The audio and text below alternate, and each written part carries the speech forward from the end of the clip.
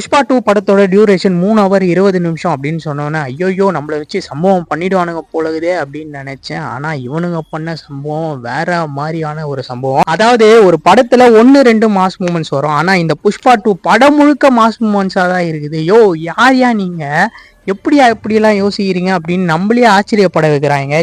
வேற லெவலியா நீங்க இந்த மாதிரி படத்துக்கெல்லாம் போகும்போது லாஜிக்கெல்லாம் கொஞ்சம் கூட நம்ம எதிர்பார்க்க கூடாது. மூளையை கைட்டி வீட்லயே வச்சுட்டு தான் போனோம். இந்த படம் ஃபுல்லா லாஜிக்லாம் கிடையாது, மேஜிக் தான். நான் சொன்னேன் இல்லையா, ஒரு சீனும் அவ்வளவு மாசா இருக்குது அப்படின்னுட்டு. ஒரு சீனும் அவ்வளவு மாசா காட்டுறதுக்கு சாம் சிஎஸோட பேக்ரவுண்ட் ஸ்கோரிங் இந்த படத்துக்கு ஒரு மிகப்பெரிய சப்போர்ட் பண்ணிருக்கு. இந்த படத்துல கிசுக்கு அப்படின்ற ஒரு பாட்டு இருக்குல்ல, என்னடா இது வார்த்தை கிசு கிசுக்கு அப்படின்லாம் பாட்டு எழுதி வச்சிருக்காங்க அப்படின்னு நம்மளுக்கு நினைக்க தோணும்.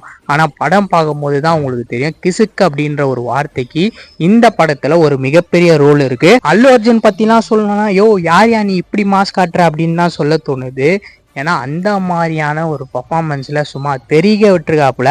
ஃபகத் ஃபாசிலோட கேரக்டருமே கொஞ்சம் ஸ்ட்ராங்கான கேரக்டர் தான், இன்னுமே ஸ்ட்ராங்கா காட்டியிருக்கலாம் அப்படின்னு எனக்கு தோணுது. ஏன்னா அல்லு அர்ஜுன் கேரக்டருக்கு அதிக அளவு இம்பார்ட்டன்ஸ் கொடுத்ததால அவரோட கேரக்டர் கொஞ்சம் அடி வாங்கிடுச்சோ அப்படின்னு தோணுது. ராஷ்மிகா இந்த படத்துல புஷ்பாவோட ஒய்ஃபா வராங்க. அதுவும் அந்த சாரி சீன்ல எல்லாம் அவங்களோட பெர்ஃபார்மன்ஸ் சும்மா தெரிய விட்டுருப்பாங்க. ரொம்ப நாள் கழிச்சு இந்த படத்துல நிறைய காமெடி சீன்ஸ் வந்து ஒர்க் அவுட் ஆயிருந்தது. இப்போ வந்த தமிழ் படத்துல கூட கிரிஞ்சு காமெடியா தான் வைக்கிறாங்க. ஆனா இந்த படத்துல ஃபன்னா ஜாலியா நம்ம என்ஜாய் பண்ணி பாக்குற மாதிரி நிறைய காமெடி சீன்ஸ் இருந்தது. படத்துல நடிச்சிருந்த எல்லாருமே அவங்கவுங்க கேரக்டர் வந்து பர்ஃபெக்டா பண்ணியிருந்தாங்க. ஒரு பிரம்மாண்டமான மாசான படம், டெக்னிக்கலாவும் படம் வந்து ஸ்ட்ராங்கா இருக்கு.